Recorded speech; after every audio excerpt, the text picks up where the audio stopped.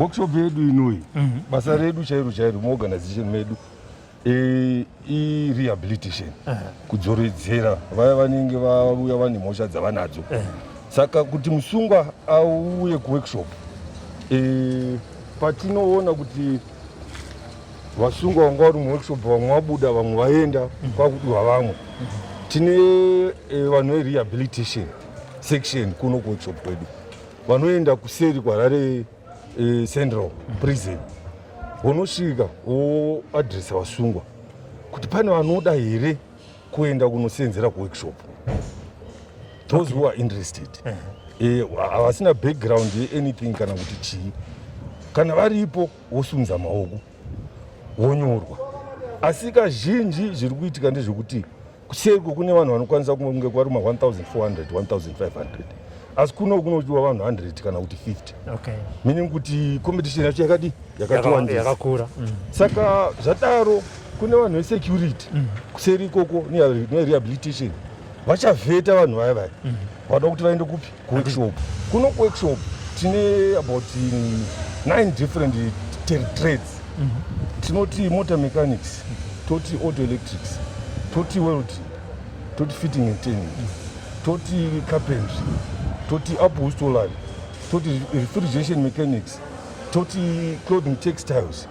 toti motorcycle assembly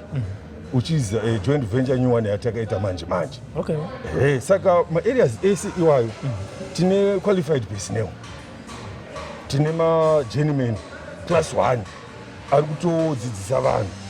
basa maofficers edu isu patinorecruita especially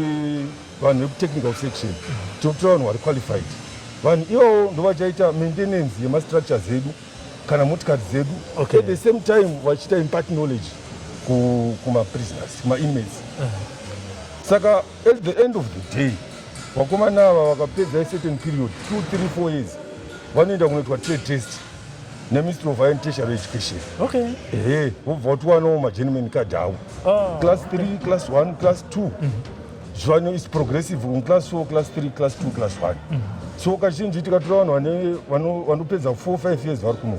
kumwe ari gona kubuda ane class 2 yake in that specialized area yake iyoyo saka zvinotibatsira ende isusu paanobuda panapa anenge atovawo manpower nyingiriki munyika so that's my manpower development it's on the job training yatiri kuita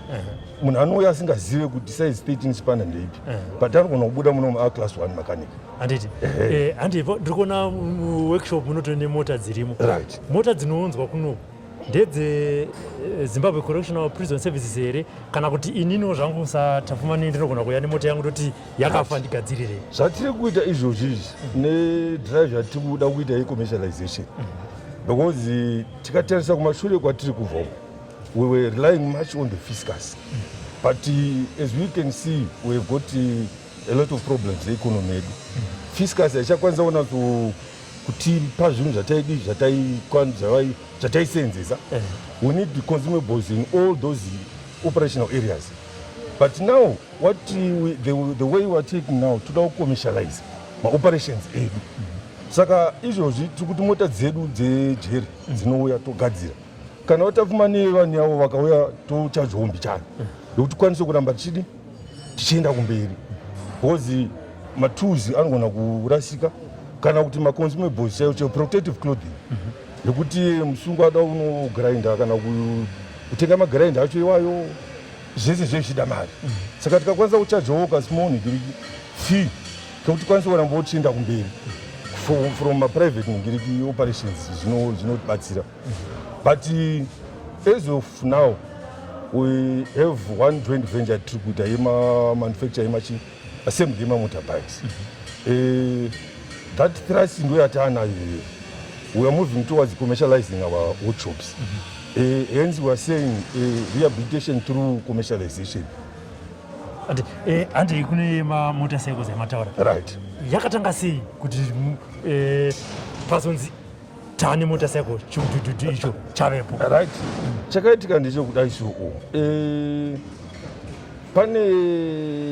a private operator angangori aivanga ari kuna mbuya nhanda kudhuze nekwane head office yedu uko so he came, he did put the idea on the table kuvakuru vedu, and then vakuru vakaona kuti zvinhu zvinodi zvinobuda, saka tobva taita joint venture. MOU yacho yakasainwa 2018, then MOU yatisainwa 2018, 2019 tobva tatanga ta marenovations eworkshop panapo.